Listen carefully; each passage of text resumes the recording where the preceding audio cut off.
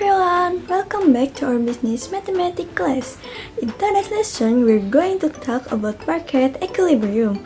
You will learn how to demand and supply interact to create balance in the market. What happens when there is a surplus or shortage, and how changes in demand or supply can shift the equilibrium point. So, let's get started. Oke teman-teman, kita mulai dengan pengertian dasar dulu ya. Pasar adalah tempat bertemunya penjual dan pembeli. Di dalam pasar, ada dua kekuatan utama yang mempengaruhi harga, yaitu permintaan atau demand dan penawaran atau supply. Keseimbangan pasar terjadi ketika jumlah barang yang diminta sama dengan jumlah barang yang ditawarkan. Artinya, tidak ada kelebihan atau kekurangan barang. Pada kondisi ini, harga barang cenderung stabil dan disebut sebagai harga keseimbangan. Ada dua istilah penting yang harus diingat.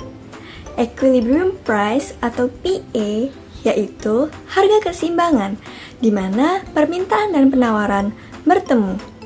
Yang kedua, equilibrium quantity atau QE, yaitu jumlah keseimbangan atau jumlah barang yang diminta dan ditawarkan pada harga tersebut. Titik keseimbangan terjadi ketika QD sama dengan QS. Di titik inilah pasar berada dalam keadaan seimbang, tidak ada kelebihan maupun kekurangan barang. Mari kita lihat grafik keseimbangan pasar. Sumbu X menunjukkan jumlah harga barang atau Q. Sumbu Y menunjukkan harga atau P. Kurva permintaan miring ke bawah, dari kiri atas ke kanan bawah, menunjukkan bahwa ketika harga naik, permintaan turun. Sedangkan kurva penawaran miring ke atas, dari kiri bawah ke kanan atas. Artinya, ketika harga naik, penawaran akan meningkat. Titik potong antara kedua kurva ini disebut dengan titik keseimbangan atau E. Di titik inilah pasar berada dalam keadaan seimbang, harga stabil, dan jumlah barang sesuai antara produsen dan konsumen. Contoh soal, fungsi permintaan QD sama dengan 40 min 2P. Fungsi penawarannya QS sama dengan min 10 plus 3P. Titik keseimbangan terjadi saat QD sama dengan QS, maka 40 dikurang 2P sama dengan min 10 ditambah 3P. Gabungkan suku-suku sejenis. 40 ditambah 10 sama dengan 5P. 50 sama dengan 5P. P sama dengan 10. Kemudian kita cari Q. Q sama dengan 40 min 2 dikali 10. Q sama dengan 40 dikurang 20 sama dengan 20. Jadi, harga keseimbangan atau PE sama dengan 10 dan jumlah keseimbangan QE sama dengan 20.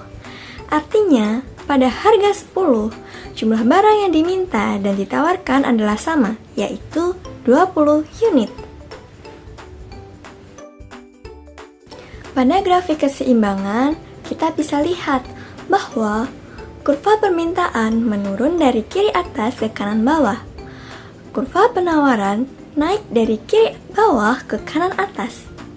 Titik potong atau E berada di koordinat P sama dengan 10, Q sama dengan 20, yaitu titik keseimbangan. Jika harga lebih tinggi dari P sama dengan 10, maka terjadi surplus, yaitu kelebihan barang. Produsen ingin menjual banyak, tapi pembeli sedikit. Sebaliknya, jika harga lebih rendah dari P sama dengan 10, terjadi shortage, yaitu kekurangan barang. Pembeli banyak, tapi produsen sedikit. Kita bahas lebih detail tentang dua kondisi pasar yang tidak seimbang. Pertama, surplus atau kelebihan barang. Terjadi jika harga di atas harga keseimbangan. Produsen ingin menjual banyak barang, namun pembeli sedikit. Yang kedua, shortage atau kekurangan barang. Terjadi jika harga di bawah harga keseimbangan. Banyak pembeli ingin membeli barang, tapi produsen hanya menawarkan sedikit. Kedua kondisi ini menyebabkan pasar tidak seimbang dan akan mendorong harga untuk kembali ke titik keseimbangan. Permintaan bisa bergeser ke kanan atau meningkat atau ke kiri atau menurun. Beberapa faktor penyebabnya antara lain pendapatan konsumen, selera atau preferensi, harga barang substitusi, ekspektasi terhadap harga di masa depan. Ketika permintaan meningkat, kurva permintaan bergeser ke kanan dan harga serta jumlah barang keseimbangan akan naik. Sebaliknya, ketika permintaan menurun, kurva bergeser ke kiri dan harga serta jumlah keseimbangan akan turun. Ketika terjadi pergeseran pada kurva permintaan atau penawaran, maka akan terbentuk keseimbangan baru. Contohnya, jika permintaan naik, maka harga dan jumlah keseimbangan naik.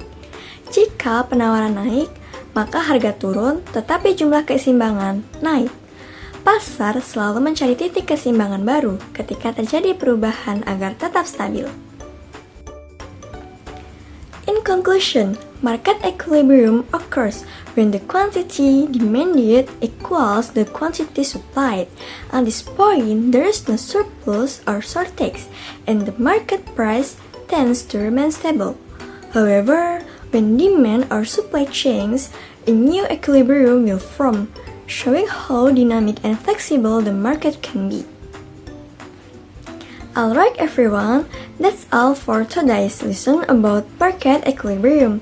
Thank you for watching, and I hope you now understand how supply and demand interact in determining price in the market. See you in the next session and keep learning with enthusiasm. Goodbye!